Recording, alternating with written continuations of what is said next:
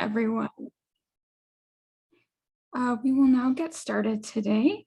Thank you for joining us at today's webinar titled Developing Responsive Collections for LGBTQ plus Patrons of All Ages, presented by Dr. Jamie Naidoo. My name is Rachel Fisher, and I am the Member Services Librarian for Technical Services at Cooperative Computer Services, or CCS. Today's webinar has been sponsored by CCS and RAILS. RAILS has awarded CCS the Equity, Diversity, and Inclusion Training Grant for a webinar series on collection development strategies to support diversity initiatives. So I would like to thank RAILS for helping us make this webinar series possible. Dr. Naidoo is the Foster EBSCO Endowed Professor at the University of Alabama School of Library and Information Studies. His research interests include library services to diverse populations and diversity in children's and YA media. He teaches courses in public librarianship, children's literature, storytelling, and materials and services to children, young adults, families, and diverse populations. He also consults regularly with various nonprofit and for-profit organizations to develop children's media and educational curricula that authentically and accurately depict various diverse cultural groups. If you have any questions today, please type your questions in the Q&A section at the bottom of the screen. You will see there is a separate icon labeled Q&A that's separate from the chat. Jamie? All right, thanks.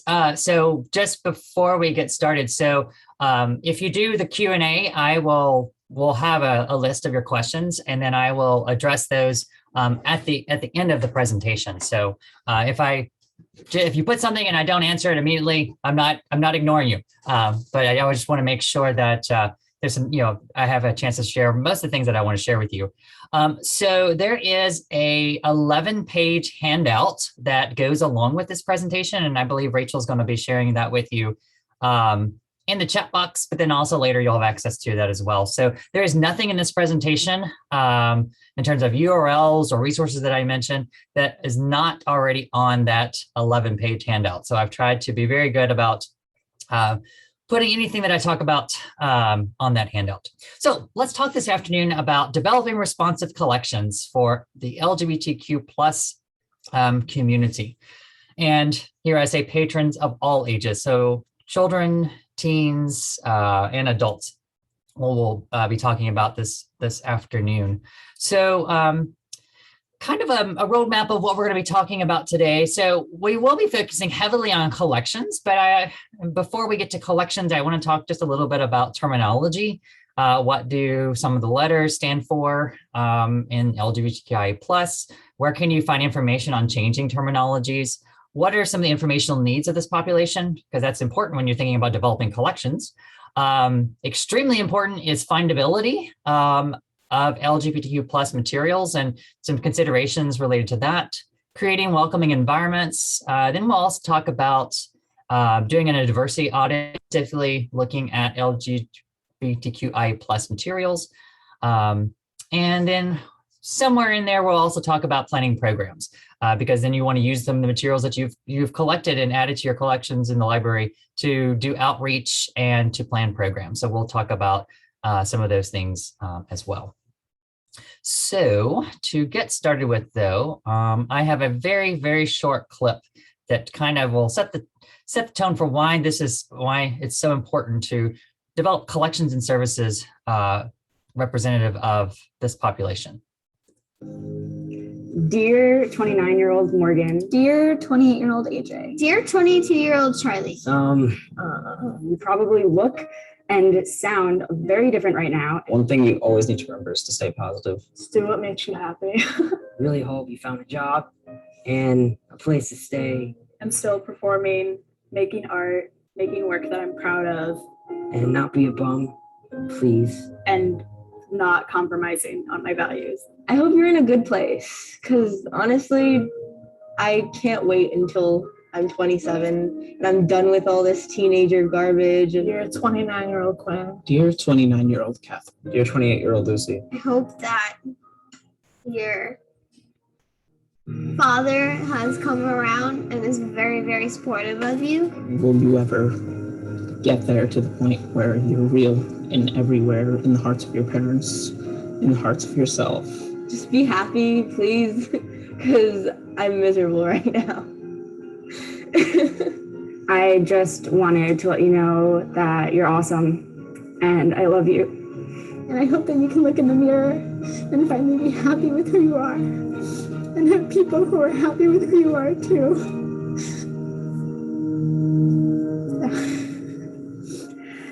And just believe in yourself and you're gonna do great. And I love you so much. Love, 19-year-old Morgan. Awesome. All right. Thanks. All right, so I just like to share that short video to kind of help us kind of think about the population that one part of the LGBTQI plus community that we serve in the library. And as you can see from that video, the tweens and teens were very emotional, and they're trying to figure out who they are and where they're placed in the world, and they want people to be accepting of them. And so one place that can be very welcoming and accepting of them is the library. And so today I'm hoping that I can share some resources with you to help you develop collections and services and programs that can help tweens and teens, kids and adults, all different members of the LGBTQ plus community to feel welcome and accepted. So LGBTQIA plus, something depending on what resource you turn to, you might see different letters in there in different orders. Those stand for each letter stands for many different things. And the terminology, it changes quite often. So we will talk about library services to lesbian, gay, bisexual, trans, queer, asexual, intersex, pansexual, and more populations, but the terminology changes all the time. And so it's important when you are developing collections that you are and services and programs that you maintain up-to-date information about the different members of this population and the terms that they use. So there's multiple different resources available online, and one resource that I think that I particularly like is welcomingschools.org, which is part of the Human Rights Campaign. They have a list of terminology for adults and a list of terminology for kids. So this is just a screen capture of just 2 of the pages of that long list of terminology to describe different individuals and terms related to LGBTQI plus communities. So I just wanted to call that particular one to your attention. Another resource that I like is GLSEN, which is an education organization that serves this population. They have a nice little infographic that looks at the idea of gender identity and then kind of defines gender identity, attribution, expression, and how that is expressed and defined, because sometimes we get the idea of sexual orientation and gender identity conflated together, and it's 2 totally different things. So I like how they describe that in some of the infographics that they provide on their website. In terms of if you wanted to share terminology with kids, Welcoming Schools has those lists of definitions, and that's on the left-hand side of the screen. But then another helpful place, this comes from Australia, LGBTIQ plus, the Ultimate Dictionary, and this is for kids and teens to help them understand what the different terminology means. But it's both of these resources are written in kid-friendly language to help them kind of understand what the different letters of that of the acronym means. Another resource comes from Teen Services Underground. It has the different letters and tells you what the different letters means. And I also appreciate this one here also as a resource. It tells you, like for instance, transsexual is an outdated terminology, and we use transgender now. So it also calls attention to the different changes in terminology as well. So there are a lot of great resources out there to help you keep up to date with changing terminology related to serving this population. The Trans Student Education Network has a lot of great infographics as well that can be used to help your populations or you yourself or other individuals in the library understand trans students particularly. And there's a lot of great resources on their website. That website comes and goes. Sometimes it's very stable, sometimes it's not. So if you try a link that I have in there and it doesn't work, wait a little while and come back. But they have a lot of great resources. Another great place to find information about exploring gender identity, particularly if you're thinking about sharing with kids, is Reflection Press. This is created by Maya Cristina Gonzalez. She is Latina author, illustrator. And so she has several books that she's created to help kids understand gender identity and understand pronoun usage, and different topics related to LGBTQI plus community. So that's another great resource to go to. So sometimes presentation, I'm going to use the word rainbow families only because it's easier, just instead of using LGBTQIA plus and then forgetting a letter or tripping over something. So I may use the term rainbow family or rainbow person. And so that's just basically just being representative of the diverse populations we're talking about. We'll be talking about adults, kids, teens, single adults, married adults, a wide variety of individuals in the rainbow community today. So if we think about why serving rainbow families, there's not a lot of census information available in terms of information about this population, but there is some. And so some analysis of the census information has been conducted by the Williams Institute. And so they estimate that as of 2020, there are over 161,000 same gender couples that are raising kids and teens in almost every county in the United States. So even if you're in a community where you're like, oh, we don't serve rainbow families or rainbow people, you do. They're there. They just may not be out and proud. Oftentimes, though, these families that are rainbow families that are raising kids live in areas with low numbers of same-sex couples that don't have kids, and they don't usually live in areas where there are not a lot of rainbow single people without kids. So the tradition of they're raising families in other neighborhoods where there are a lot of other families. They live in rural and suburban areas. And if you look at statistics just related to rainbow families in general, they're more racially and ethnically diverse. And they're oftentimes more interracial couples that are in rainbow families than heterosexual families. And so when you're thinking about just the rainbow community in general, just thinking about teens that identify as LGBTQ plus, over 40% of teens report being victim of violence. They're oftentimes, queer teens are often the ones that are homeless. Family rejection is one of the number one causes that leads to them being, oftentimes they attempt suicide. But if they have the access to spaces that affirm their identity and support them, then they report lower rates of attempting suicide. So this is where the library steps in providing collections and spaces that are supportive of rainbow teens. And you can see some other statistic information just about queer teens in general, but particularly I think of interest is that queer teens of color experience more violence than their white peers, and over half of all queer teens of color have reported some type of discrimination based upon their race and ethnicity. So in addition to thinking about general strategies for supporting queer teens and rainbow families and individuals, it's also important to think about intersectionality and making sure that you're being supportive of other aspects of their identity as well. As with any cultural group, the LGBTQ plus community is very diverse.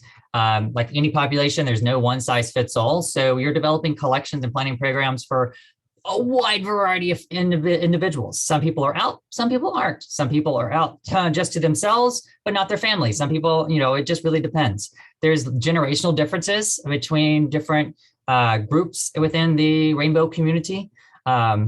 Generally, younger generations are much more open about their gender and expression and sexual orientation than older generations. But still within the queer community, there's racism and sexism that is very rampant, and transphobia is also very high within the queer community.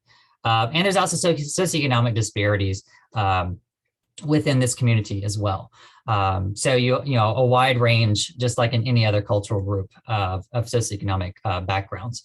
And so your collection should represent some of that diversity. And so I'm going to give you we're going to talk today about some resources where you can find diverse books to add to your collections. But we also want to talk, before we get to there, talk about findability of those books.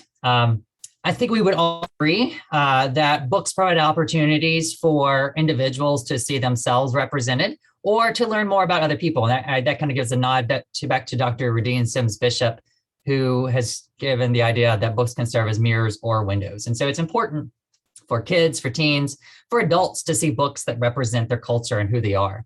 Myself, when I was growing up as a kid in rural Kentucky, this is a picture of me here on the left. I needed books and stories about other boys like me who like to, have a doll and care for those and be a daddy. And at that time, there really weren't books with, gay characters in there that were kids. So the closest thing I had when I was a kid was a book like William's Doll, which showed a boy who happened to have a doll that he liked in addition to playing sports and things like that. So that was a book that I could identify with as a kid. As I got older and was trying to figure out my place in the world and, wrestle with things related to my religion and my sexual orientation and other aspects of my identity, the book that I found extremely helpful at the library was called Entries from a Hot Pink Notebook. And so in that book, I found a teen who was struggling with some of the same issues that I was struggling with as a young adult. And so I could relate to that. And that kind of helped me figure some things out and to answer some questions that I had and to facilitate my understanding about things. And so that's what we hope as at a library, that we provide resources for all of our patrons that provide the opportunities for those things to happen. And not just print resources, but also digital resources to reach out to those individuals that will never come to the library.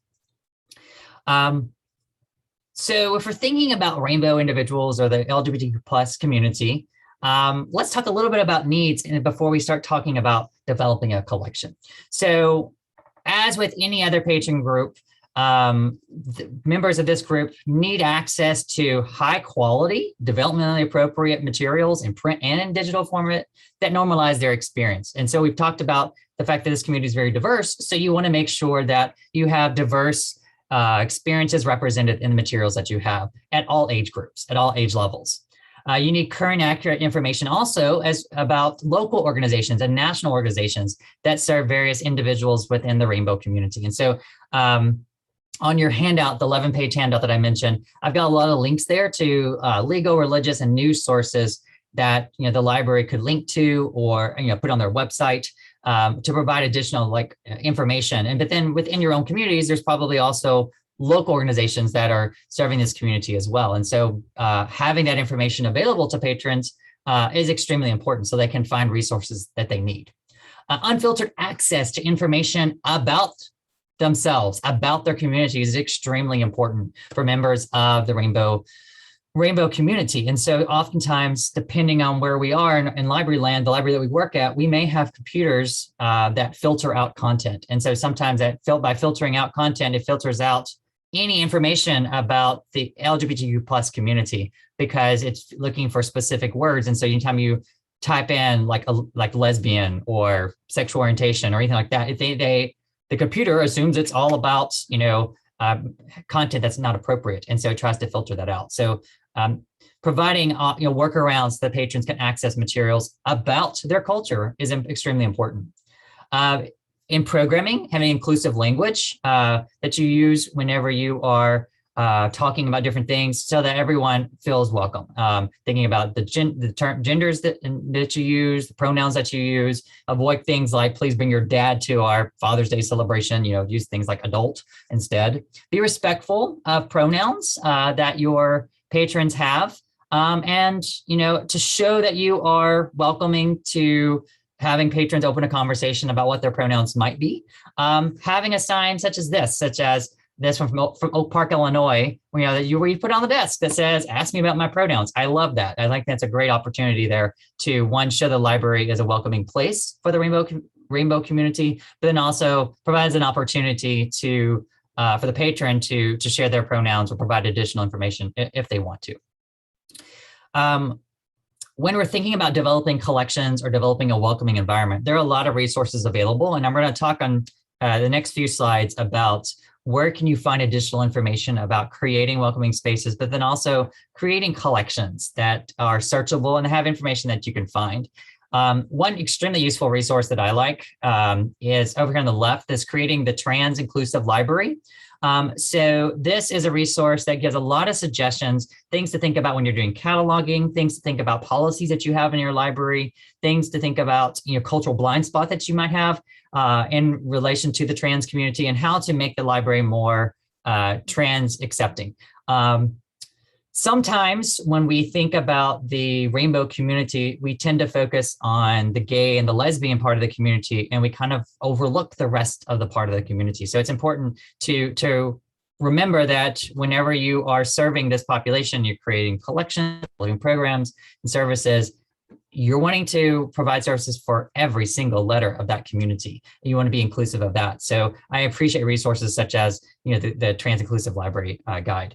The Rainbow Roundtable of ALA, which was previously the GLBT Roundtable, they have a toolkit called Open to All, which has various guidelines and suggestions of ways that you can make the library accepting. There's welcoming. They have things specifically related to collections in terms of thinking about headings that you use, subject headings that you use, which is also included in the Trans Inclusive Library Practice Guide as well. So there's some really useful things there, specifically if you're thinking about collections.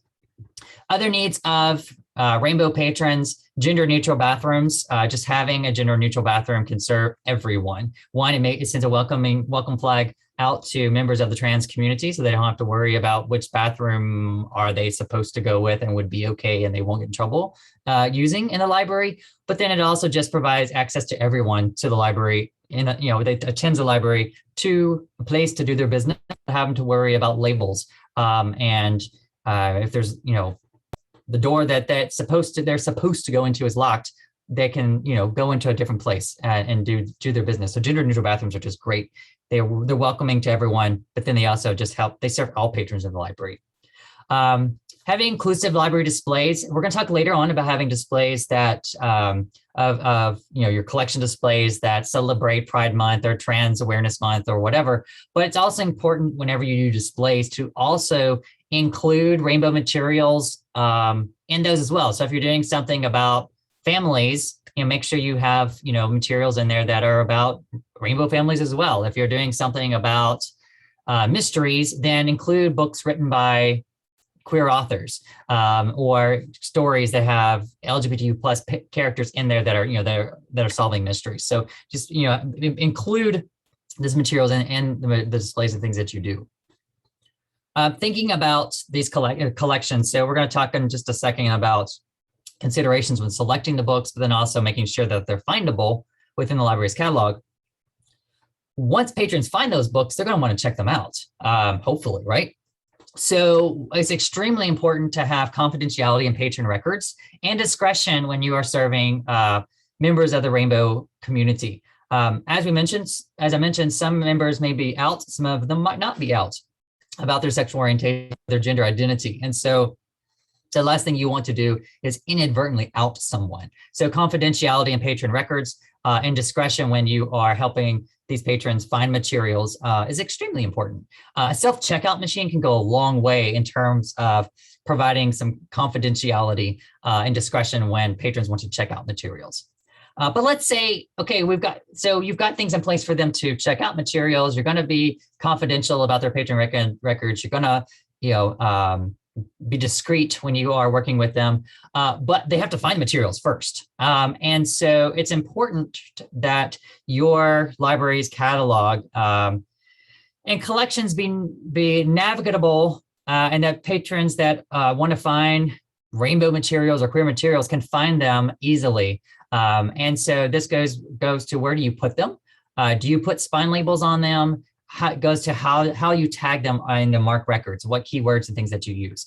I really like Homosaurus. You can see here it's a linked data vocabulary for describing terms for this community. And so it's great if you use something like Homosaurus to regularize keywords and words for your MARC records for searching, so that helps for searchability for materials to come up. Oftentimes, if you're doing original cataloging, or if you are, you may buy books already cataloged from vendors when they come in. They may not have queer content readily identifiable. So you have to go back in and add them yourselves. You have to go back and add keywords and in the MARC records so that they can, so individuals can find things, the books that they want. So Homosaurus really allows you to do that easily by providing standard terminology. And it's terminology that's being adopted by many different organizations that do cataloging. So to help standardize that practice. Now, special collections. Some, as librarians, we like to divide up our collection. I worked at this one public library where the kids department and the adult departments were the epitome of let's divide up the collection. We had different little sections for every single thing. You'd have the adult mysteries, you'd have the adult science fiction, you'd have the African-American fiction, then you would have the Asian-American fiction. Now, what do you do with an Asian-American fiction book that has an African-American character that happens to also be a mystery, but could also be a dystopian fiction book too? You'd have to have multiple copies with multiple labels to go in all the different sections. And so sometimes, when we put special sections, we think we're helping patrons find books in our collections, but sometimes it creates things that are much more problematic. Problematic in terms of just finding the books. If someone just happens to wander around, they may not be able to, may not know that, the book that they want happens to have an African-American character in it. So it's going to be in the section where all the African-American books are. So thinking about special sections, when you put things in separate sections, you may think you're helping patrons find books, but then at the same time, you might not be. Also, when you put things in separate sections, it creates a big flashing light on the top of it, particularly if it says, LGBTQ books or Pride books over here, over here, over here. Then if you have someone who's not out, then they're not going to go over there and access those resources because they don't want to be outed for going and wandering over into that section. Some libraries like to put spine labels on books. Spine labels on books, they feel like helps to, so we'll interfile them with everything else. So it helps us to be able to find these books. But the problem with spine labels is it also puts that big flashing flag on there that, this book has queer content. And then it also can send a different type of message. In previous years ago, I was doing research on how public libraries were serving rainbow families and how they were organized their collections. And this one particular library, when I was interviewing the librarian about, well, how do you label your parenting books, that, might be for gay couples or lesbian couples or whatever, how do you label those? And the librarian said that they put a label on there that says broken homes. That instead, that was a label they put on there. And I'm thinking, why would you put broken homes as a label, as a spine label on your book? In that librarian's mind, that's that those were broken homes, and so that's what they put on the books. Well, in my opinion, you shouldn't even have the books if you're going to put a label that says broken homes, because you're sending a message out that the library thinks something is wrong with your family. So spine labels, there's lots of things about whether you should do spine labels or not. Lots of people will talk about spine labels and as a form of a way of almost censoring books by putting those labels on there. Personally, I think if you create MARC records that have information in there that's entered correctly or entered in there using terminology that individuals will search for, that's the best way to help them. And that you yourself know to, what terminology has been used, and you can help them find the books as well. So Homosaurus is a really great place to start. And realizing that you may have to go back into your collections and you may have to edit MARC records to put in information to help materials be more findable. Some considerations when selecting rainbow materials: you want to look at copyright date, you want to look at how old the book is, who wrote the book, do they have any experience with the LGBTQ+ community. Then you want to look, just thinking about, I have some questions here just related just to specific content. How does, if the book is for kids or for teens, how do they react when they found out that someone in their life is identifies as LGBTQ+? How do individuals embrace their identity, or all the books that you have about people fighting the fact that they are being bullied because they identify as LGBTQIA+? Do the books in your collection, are they all present day? Are they all historical? Do you have a variety of books being represented there? if you have books that have illustrations in them, what is the quality of those illustrations? What's the quality of the artwork that's in there? Just with any other community that you're working with and you're developing collections for, you want high quality books. And fortunately, there's a lot of high quality books out there that you can choose from. And you also want to make sure, as we talked about, this community is very diverse. There's lots of intersectionality. So you want to make sure that you have stories that represent BIPOC individuals, as well as representing diverse ages, diverse religions, diverse abilities. So just kind of figuring out who is in the books in your collection. And one way to do that is with a diversity audit. So diversity audits are becoming much more common and much more popular in libraries. School libraries, public libraries, academic libraries have started doing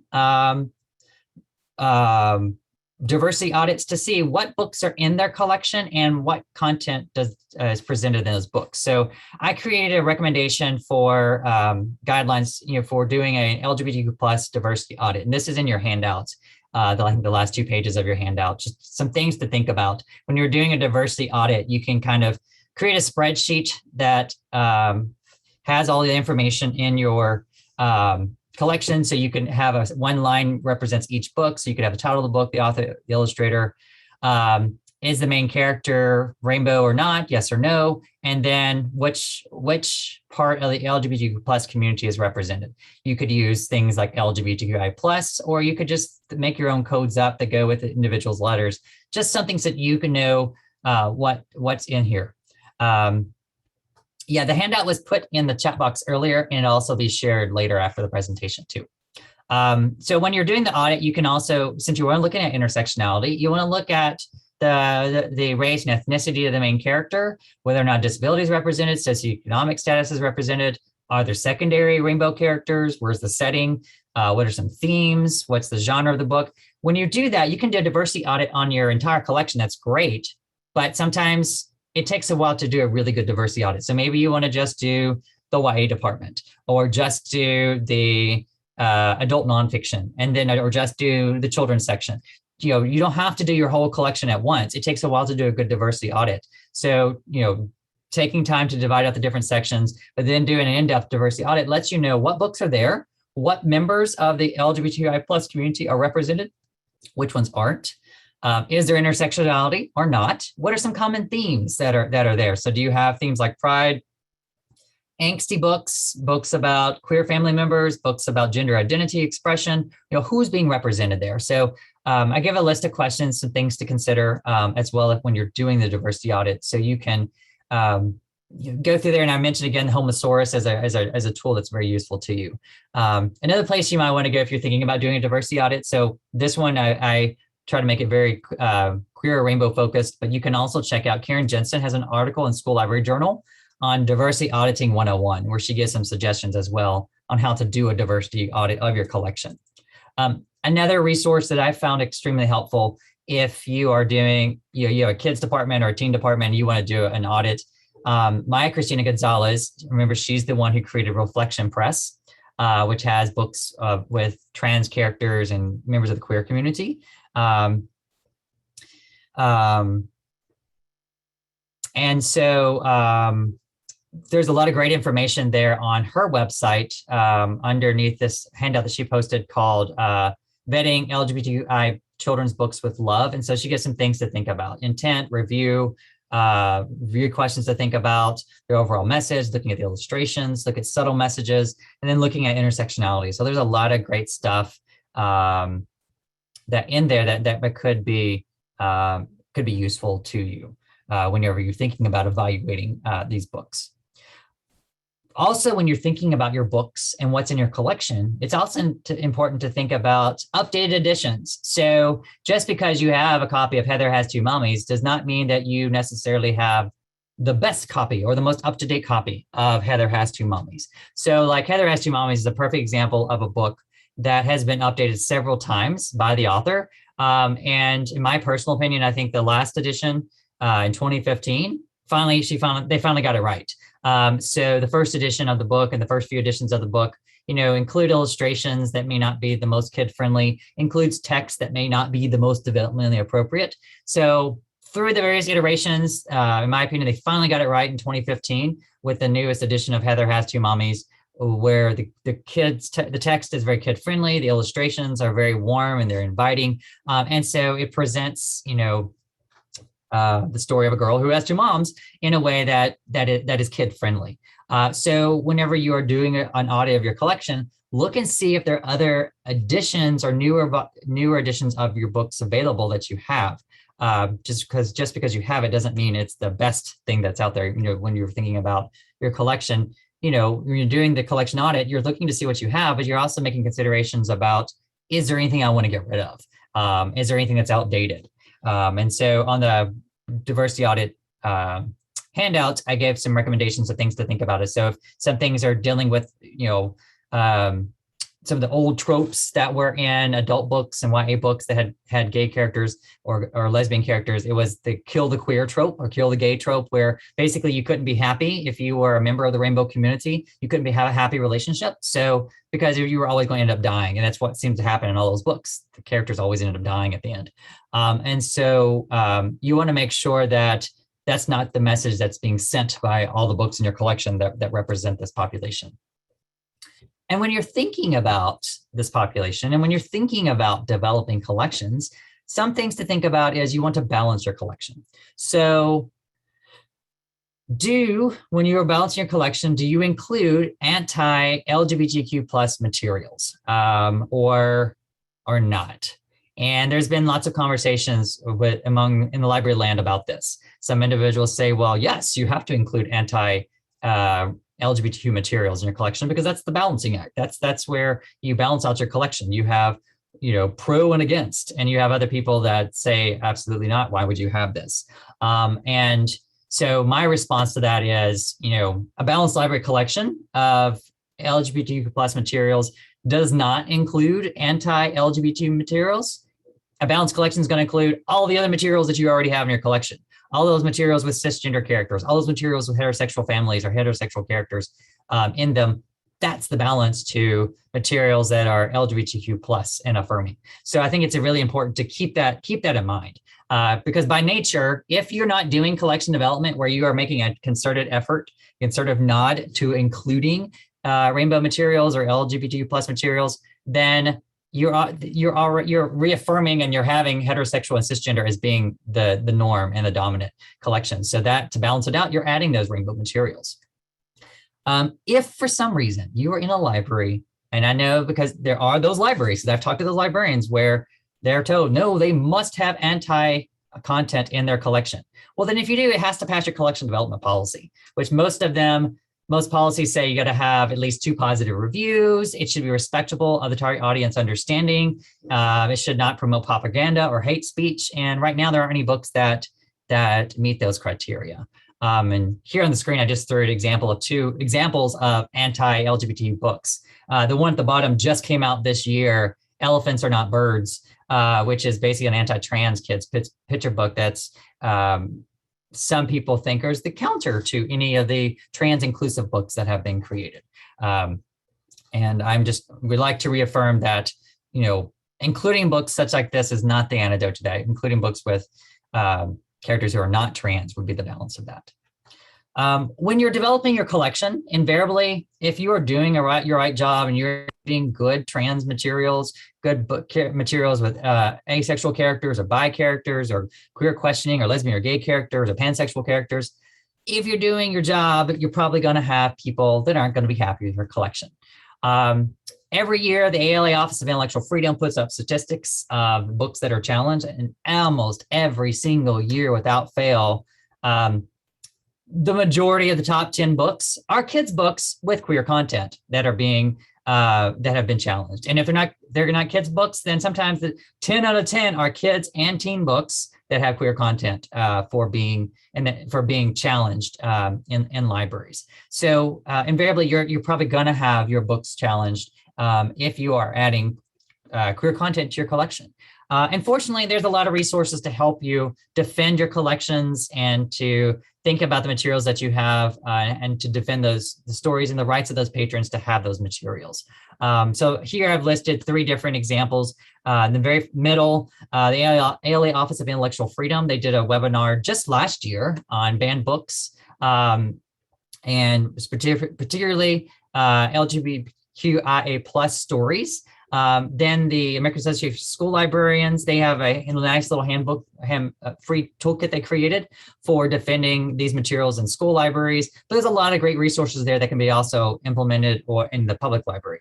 And then the National Coalition Against Censorship, they also have a nice little toolkit for librarians, educators, for defending these stories and defending the right to have these stories on the shelf. And you can dig around. There's other resources available as well, like the Comic Book Legal Defense Fund. They have parts on their website where they're specifically related to defending comics or graphic novels that have queer content in them. So there's a lot of different resources out there that can help you defend your collections. And some of those I've got mentioned on the handout, so you'll definitely want to check those out. So I mentioned that it's important to have a diverse collection of all types of books. And I don't know about you, but I can't be an expert on everything. I have not read every single book out there.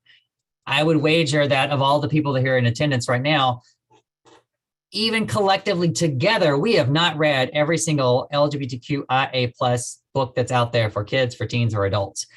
So where can we go? Was any good librarian will know you turn to review sources, or you turn to a word list, or you turn to review blogs to help you develop your collection. So I've got a lot of things provided on the handout in terms of suggestions on where to find books for all across the gamut. So from kids books to teen books to adult books as well. So just on this screen here, the Lesberry is a review blog, books of that have lesbian characters in there. There's LGBTQ Reads, which reviews a wide variety of books. Over the Rainbow is from the Rainbow Roundtable. This is for books for adults that have rainbow content. They also have a book list that we'll talk about in 2 hot seconds for books that have, for kids and teens that have rainbow content. So there's the rainbow list there. The Rainbow Roundtable also gives out the Stonewall Book Award. They have an award for adults. They have adult fiction, adult nonfiction. They've got a children's and young adult category. So that's a good place to, you want to make sure that those books are definitely in your collection. But then there's also other resources that are available out there.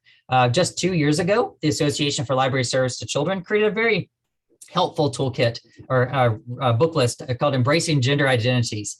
And so it was a book list for kids ages 0 to 5, and they recommended books that address the topic of gender identity, gender diversity.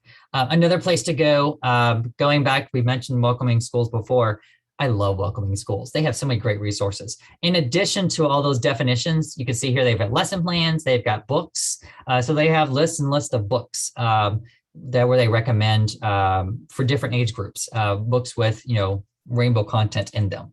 The Lambda Literary Awards, another good place to go. So they have awards for all different age groups. So every year those awards are announced.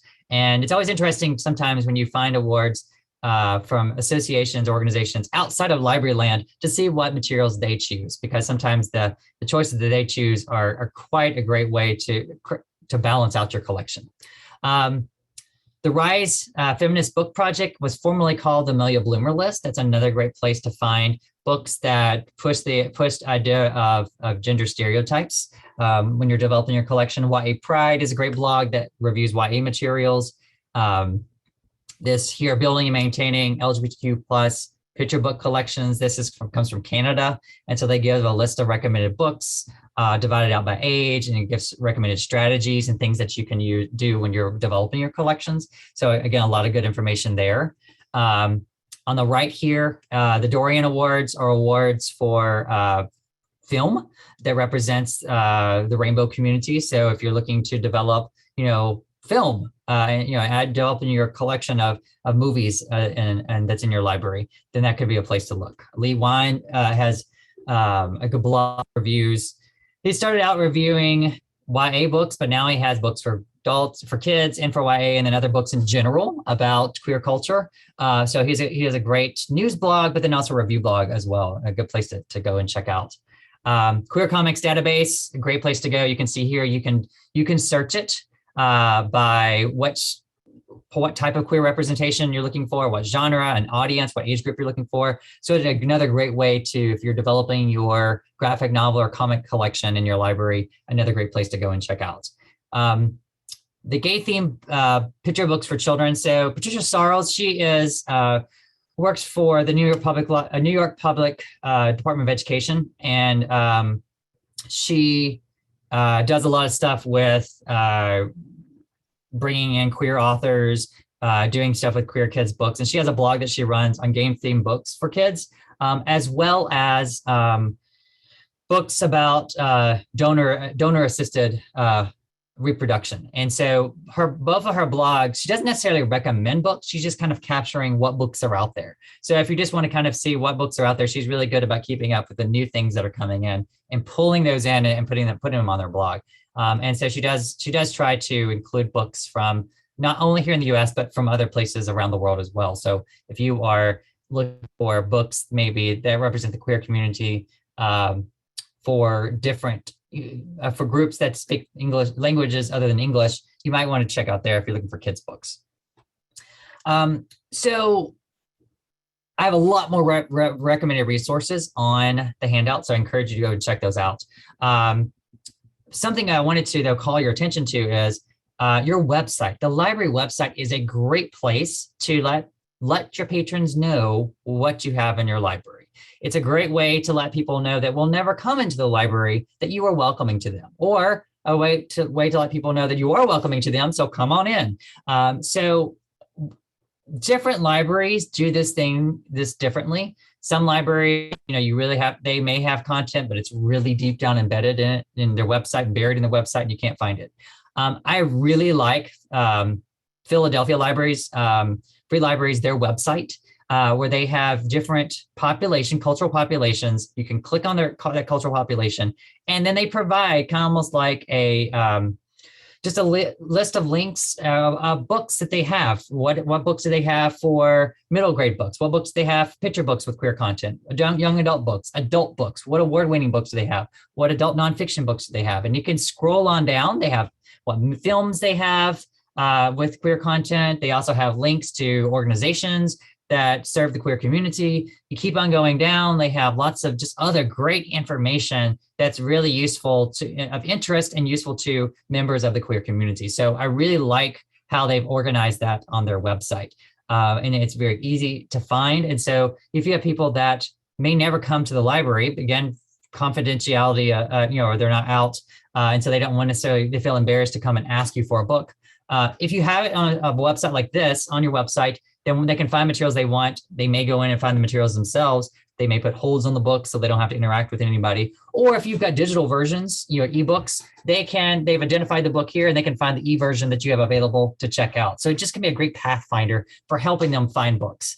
Obviously, you may not put every single book that you have there with queer content, but it's a great starting point. Another example, so this is from Pima County Libraries in Arizona. So on their website, they have just lists of book lists. So I did a search for LGBTQ book lists, and this is what came up, a ton of different lists. So they have books with gay best friends, books about teen pride, books about being Black and queer, books about drag queens. So there's lots of different topics, queers in history, that are available in their book.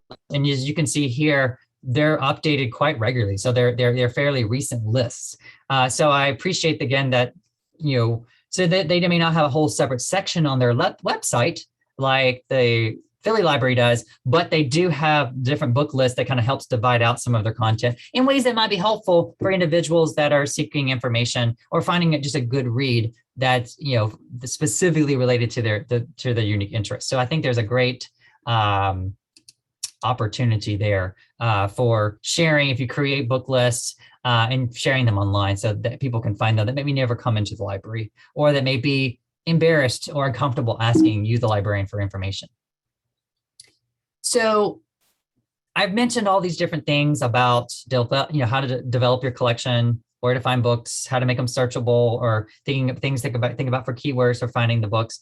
But it's also important to make the best use of your time and your resources, and realizing you may not be the expert. So you might want to create LGBTQ advisory committee, or you might want to reach out to the LGBTQ community organizations, local organizations that can help you plan your materials or plan programs or plan services or help you with outreach to this community.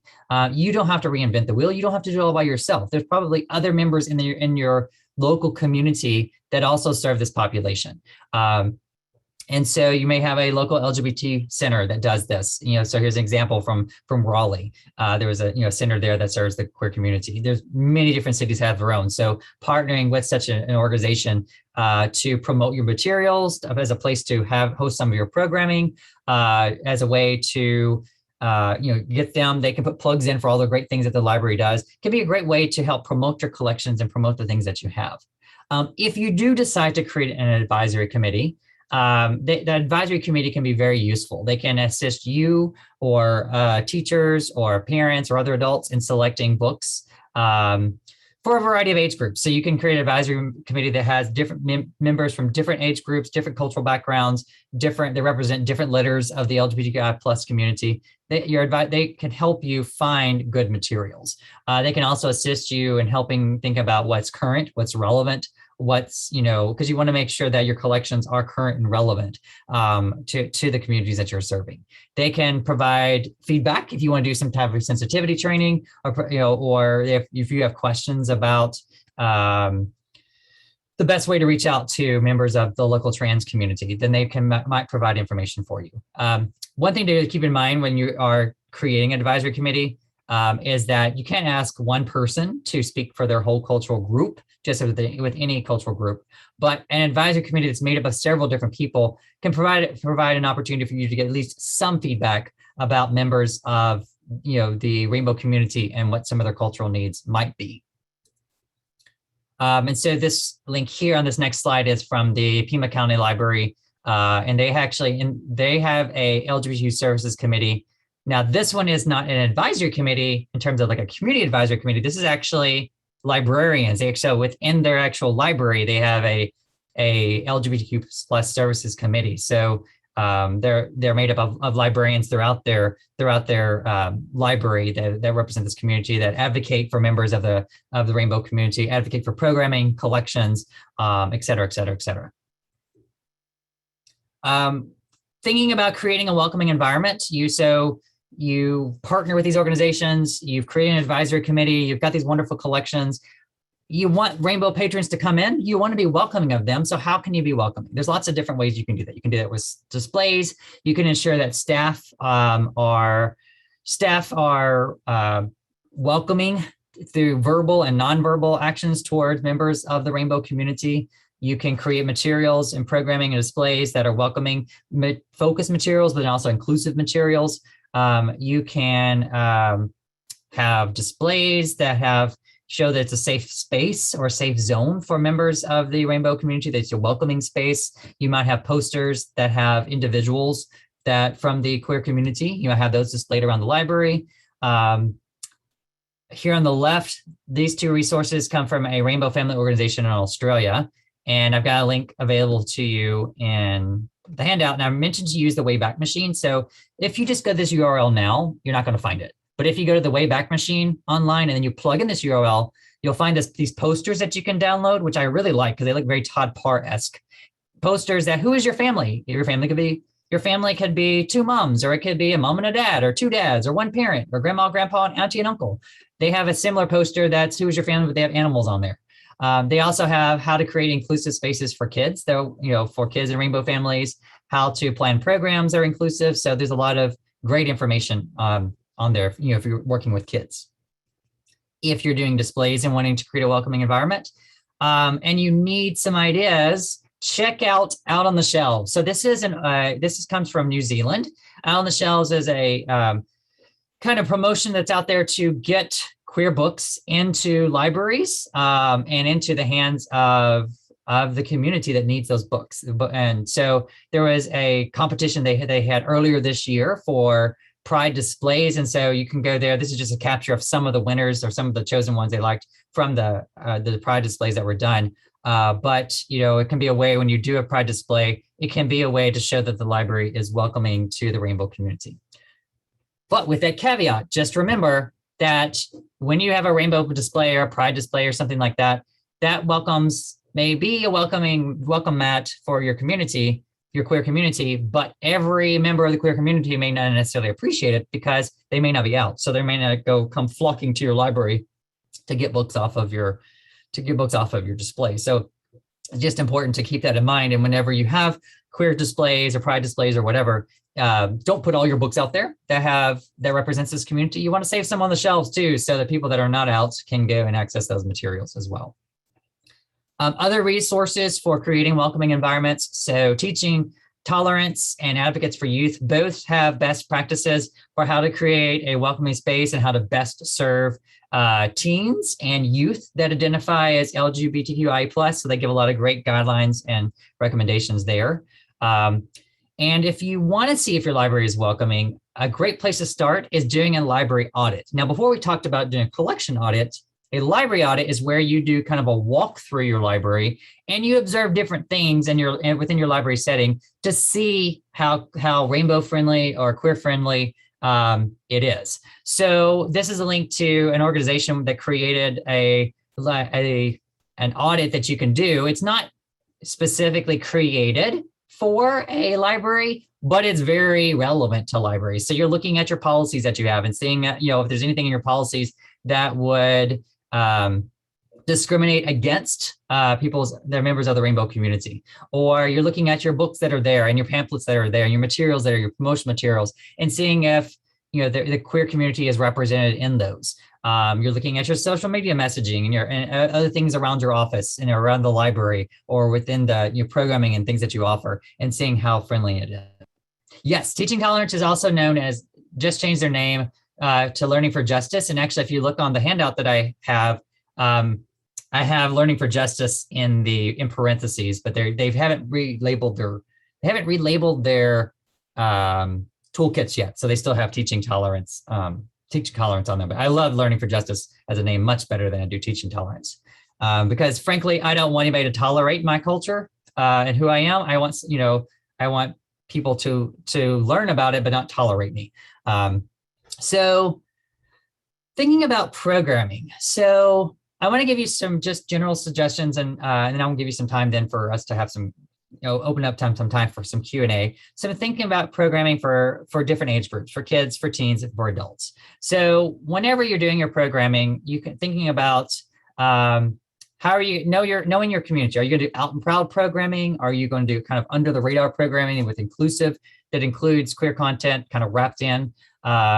How are you going to respond if you're doing kids programming, if kids come, say something, kids will say anything. So responding, when a kid says, my mommy says that if you have two daddies, you're going to go to hell. Well, that can just kill a program in 2 seconds. So how are you going to respond to that? So knowing ahead of time how to respond when there might be complaints or live disruptions of your programs is extremely important. And fortunately, ALA has a lot of great resources that can help you with that. Whenever you're planning programs, let's say you can do out and proud programs. You're in a community where out and proud programming will definitely work. So you can do events there in conjunction with Pride. You can do outreach to rainbow families that are organizations. Maybe if there's rainbow family groups that are having like a rainbow family picnic. If there's PFLAG meetings, you can do outreach to that, or student groups or other local groups, organizations that are serving the rainbow community, doing partnerships with them. You might have a film series that has films with queer content in them. You might have a drag king or a drag queen story hour, and we'll talk a little bit more about that a little bit later. You might do programming where you can advertise that you are doing Rainbow Family Storytime, where that you're doing something that is really out and proud programming. But then you might not be in a library where you can do that. And we'll talk about that in just a second. So I did want to call your attention to the fact that there are many different types of pride flags. Oftentimes when libraries try to brand their programming as being inclusive to the rainbow community, the first thing they want to do is throw a rainbow flag up there. Well, there are many different types of rainbow flags representing different members of the queer community. So I provided this link on your handout that shows you where the different types of flags that are out there, that there is a traditional gay pride flag. There's also a trans flag, there's a bisexual flag, asexual flag, pansexual flag. But now there's kind of a movement and a push towards in the queer community to be more accepting of the progress pride flag, which takes the regular pride flag, but then also includes BIPOC members and nod towards the trans community to show that, we are, accepting of all members of our community and we don't want to be exclusive. So the Progress Pride flag is something that is kind of a nod to that, to kind of be more inclusive in representing that.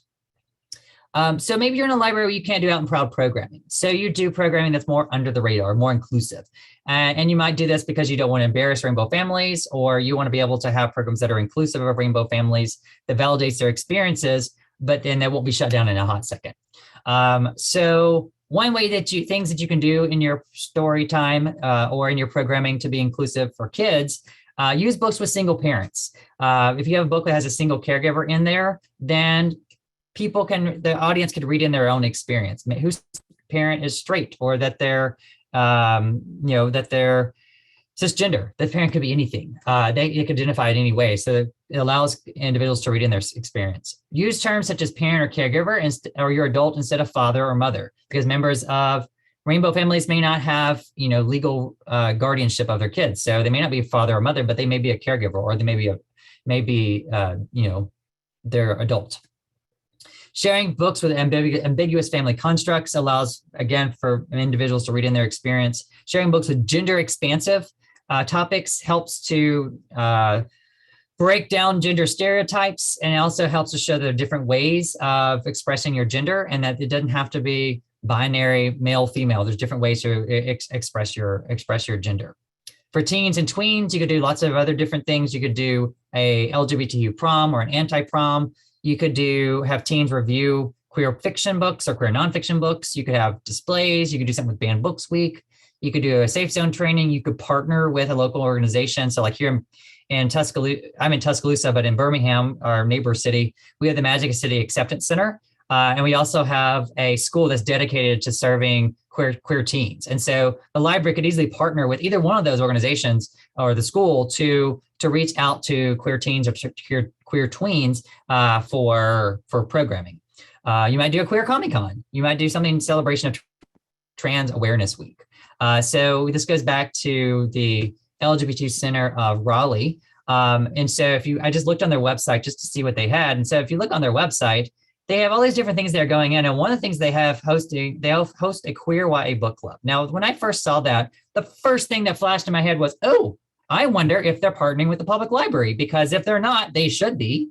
I know in Birmingham, we had the Magic City Acceptance Center, and they had this program that was going on, this book discussion club that was going on. And I knew that there were librarians in the Birmingham community that were, at the public library, the same community that was serving the community that the Magic City Acceptance Center was located. The librarians were very queer friendly, but they didn't know about what was going on at the Magic City Acceptance Center. So, partnering together to serve those teens, and partnering together maybe to have a book club. It didn't always have to happen at that, Rainbow Center. Maybe it could also happen at the library for teens that aren't out. So it gives them an opportunity to participate in events, if they're not out, or if their parents won't take them and drop them off at a queer youth center. So just looking around your community and seeing what's there can be a great way to get ideas for partnerships. And you can do other things for, here's examples of Pride Prom. If you do a virtual book club, this could work for adults too, a virtual Pride book club, or, this one's from Alston Public Library called Reading the Rainbow. You might do something back when, when we're able to be together again, something in face-to-face events. You might do things related for Pride parades, participate in Pride parades. You might do participate in Pride events. You might have book clubs. There is the LGBT Books to Prisoners program, where you can, work with that. You might do something with putting books that have queer content in homeless shelters. So there's lots of different things that you can consider. And then oftentimes things that we have the tendency in library land to celebrate Black History Month, Asia Pacific Heritage Month. And so we like to divide things into different months when we should be celebrating all cultures all around the year and looking, for intersectionality. But with that in mind, there's also ways to celebrate the queer community, not just during July. In November is Trans Awareness Week and month. So there's an opportunity to celebrate trans stories, do book displays, celebrate the trans community.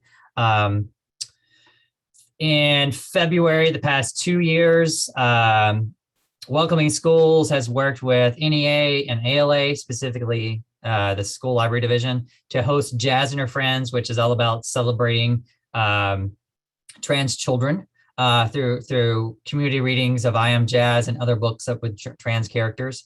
You might do something related to celebrating rainbow families. So in May is International Family Equality Day and also International Day Against Transphobia and Homophobia. So there's an opportunity there to celebrate all types of diverse families, to do something there celebrating queer culture. You might do something where like this. So a school group in Silver Spring, Maryland, several years ago now, created Ally the Ally. Ally the Ally is kind of like an inclusive version of Flat Stanley. Flat Stanley, for those of you that are not children's librarians, Flat Stanley is a classic kids book about this kid who was flat and he gets mailed to all these different places. And teachers and children's librarians have done things in the past where they print off little Flat Stanleys and they give them to kids and they take pictures of themselves with Flat Stanley going on different adventures. You can do the same thing with Ally the Ally. Print her out, have versions of her where on your programming displays or in programming to show that it is queer friendly or rainbow friendly to members of the LGBT plus community. So here's an example from one library was doing an event with John Green, and so there's John Green holding an Ally the Ally, just to show that that library is welcoming and that he's welcoming to members of the queer community. Drag queen or drag king story times have been very popular in recent years in libraries. As you can see from the headings, sometimes they don't go so well. And there's lots of community protests about drag queen or drag queen story times. But they can be very beneficial into helping to some members of the rainbow community to feel validated and to give opportunities for celebrating individuality, creativity, gender diversity. So the Drag Queen Story Hour website provides more information about planning drag queen story hours.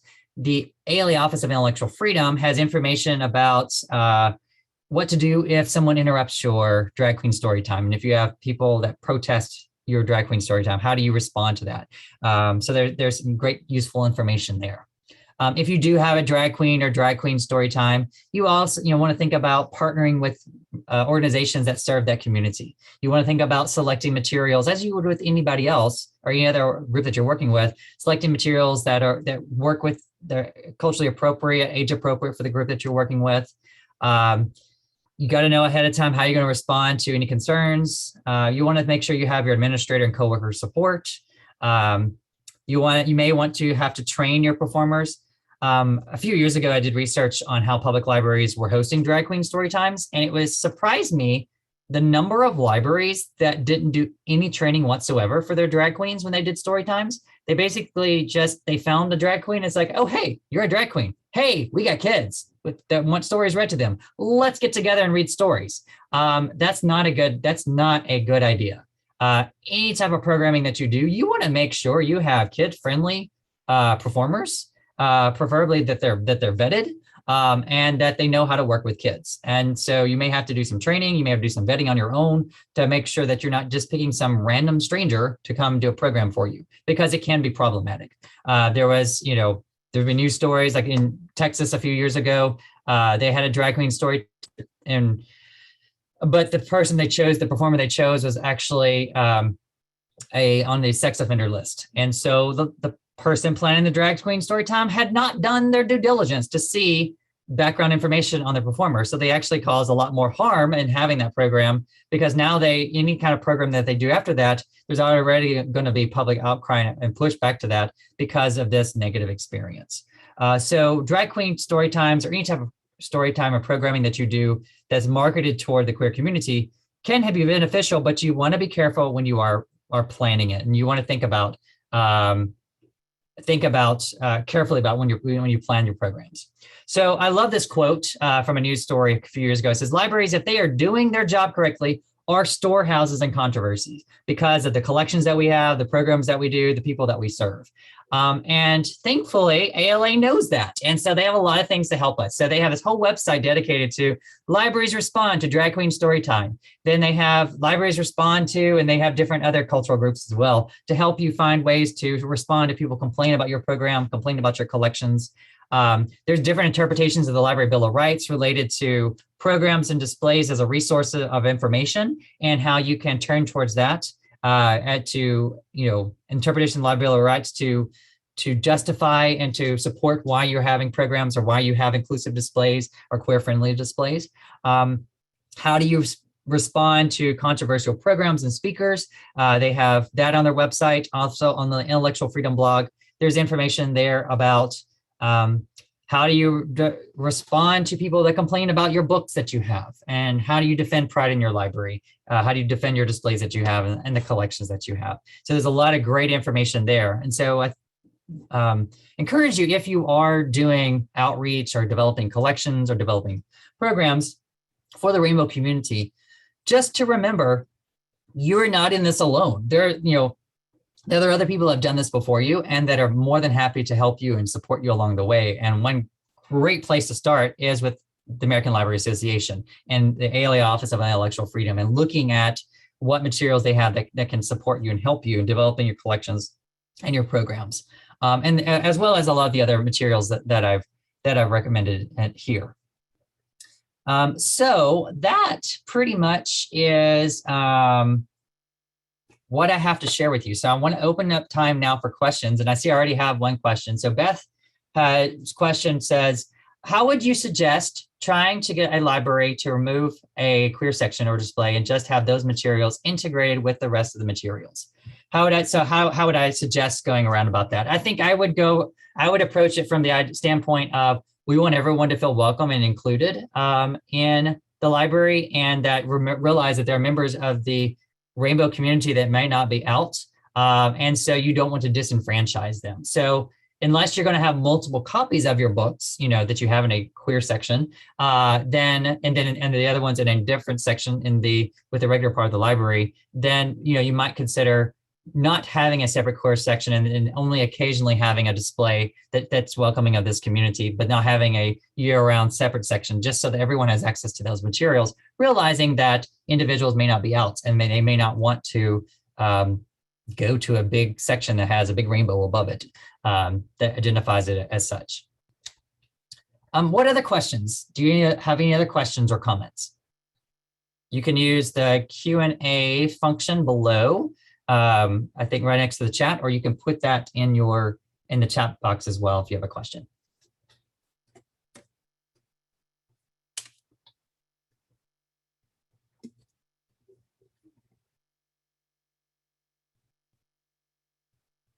I want to say there are a lot of great information available in your handouts, and I encourage you to check that out. It's not like I said, it's 11 pages. I've included stuff for a variety of age groups. So for developing collections for children, for teens, for adults, things to think about for programming, suggestions for print and non-print materials, where to find more information about developing those collections, some resources for those. And then also the whole collection audit, the diversity audit of your collection, looking at queer representation and who's represented there, and using that to help inform you about what books are in your collection and what you might need to add or discard in your collection. So there's a lot of great resources on your handout, so I encourage you to definitely go and check those out. All right, great, questions, yay. All right, so Diane asks, what kinds of programs would you suggest for adults? So I think a book discussion group would be great. And it doesn't necessarily have to be one of those groups where everybody reads the same book. It could be a book discussion group where everybody just shares their favorite queer book, or book by a queer author or by a queer character. It could be or you could do something with film. You have film screening of a queer movie that's with queer characters in them, and you can have like a panel that discusses the the movie afterwards, and what you liked and what you didn't like about it. Other programs for adults, I think you could do something with certain things in relation to pride, but realizing you're not going to reach everybody. But just thinking about, you could do, some libraries have been really successful at having drag shows. Some libraries are not successful at doing drag shows. So I think it's important to know your community. But book clubs, film discussions would be the first place that I would start. I think that could be a great place to start. Anonymous attendees asks, how do you get the Rainbow teens to feel comfortable enough to come to programs? We struggle with this at the library. I think for that is, all your programs don't have to happen in the library. They could happen out in the community. So if you have a local organization that is serving Rainbow teens already, like the Magic City Acceptance Center or some, teen queer youth center, having a program in conjunction with them and their setting could be an option. Having virtual programs that's promoted by those types of organizations. Maybe it's promoted by a Queer Straight Alliance that happens at the school. Maybe it could be done something with a school library or with a school virtually would be a great way to reach out to those teens that might not ordinarily come into the library. And in particular now during the pandemic, it'd be a great way to maybe reach audiences that you wouldn't ordinarily reach. Putting things out on social media to get them interested. But then also, I would say, if you have a teen advisory group, ask them for suggestions what you can do, because they also have some great ideas as well. All right, I have another anonymous attendee question. It says, you mentioned that a library got in trouble because their drag performer was on a sex offender list and that they didn't do their due diligence. Is it a standard practice to run background checks or check sex offender lists for performers, whether they are drag or not? I would. If I'm hiring a Balloon Dude to come to my program, I want to know that Balloon Dude is okay to work with my kids. You can search those things. That kind of stuff is public. You can search people's names on that and find out. I wouldn't just invite anybody to come to my library programs to be a performer. And it surprises me sometimes with topics like drag queen story times, how libraries will take whoever they can get without really thinking through that and thinking through about making sure they get the best performer. It's really great because like the Brooklyn Public Library, they do drag queen story times a lot, and they actually have a training program for their drag queens. So the drag queens have to go through this training program before they are vetted and approved to do programming, which I like the idea of that. For any cultural group that you're working with, having a training program for performers that they have to go through sounds like a good idea to me, just because then that makes sure that you have a performer that can be, will read stories that are engaging to kids, or that have learned now a little bit more about how to interact with those kids or the teens or whatever population it is that you're trying to reach. Another anonymous attendee question says, do you have key phrases or language that is best to use when the library receives negative pushback about LGBTQIA+ materials and programs? I always get so tongue-tied when I want to defend things because I get so angry about someone's ignorance and hatred. So language that is best, kind of how to respond to negative pushback or feedback. I mean, I think, it goes back to, the library serves all individuals. And so while I understand that you may find this might not approve of this program or this collection, that you may find it offensive, there are members of our community that this does represent, and that, this represents their lives and their families. And so as a library, we serve all members of the community. You could stop there. Sometimes I push the envelope a little bit, and then I would just go one step further. Not that I'm recommending you do this, but say, and I'm sure there are areas of your life that, other people in the community would not approve of as well. And so, as a library, we welcome everyone. And yeah, complainers are under no obligation to attend, Paula. And that's actually a very good point. And that's what goes back to the slide I had right here before. So there was controversy over a Pride Storytime in Arkansas back in 2021. So in June this year, there was controversy because they had a Pride display or Pride program. And I love this. This came from a Facebook post that they did about like why it was okay to have this program and how they justified having this program. It says the librarian chose to additional time for the Pride story time that was separate from their regular story time. So people came to the program willingly. They were not tricked into coming to this program. Kids who attended the program were those who chose to be there. There was their right to attend the program. So the library wasn't indoctrinating anybody because people chose to come to the program. They chose books for this Pride program that was, in this case, since it was for kids, it was appropriate for the age 4 to 8 age group. There was no discussion of sex or sexuality that occurred. It was talking about the rainbow flag, history of Pride. There was a craft related to rainbows and things about colors. And last but not least, although the attendance was very, very small, many patrons have requested it, and as is their right to request a program that represents them. And by all means, we don't make people attend programs. So I think that's something that I really liked how that, that was laid out, is that, if you're having a program that people don't approve of, you're not making people come to your program, you are serving your community. And, people that come are the ones that want to come. And, as a professional that serves your community, you make sure that the material is developmentally appropriate. But sadly, too often when you are creating programs and collections for the rainbow community, too often we get people focus on the idea that this is about sex or sexuality, and it's all about indoctrinating people to change because we want to bring people over on the dark side to become part of the queer community. Let's see. Another question. Any advice from anonymous attendee? Any advice on working with fellow staff members that think you're pushing a political agenda by trying to better serve the LGBT+ community in your area? I think I've kind of addressed that, but again, you can go back to you as the library serve all people in your community, and they can advocate for different segments of the community. You've chosen to advocate for the LGBTQ+ segment of the community, and so those are members of your community that you feel are being underserved, and so you want to be an advocate for that, and you encourage them to find members of their community that are also underserved and to advocate for them too, because that's your job as a library, to be advocating for other people. Has nothing to do with politics. It's all about serving the members of your community.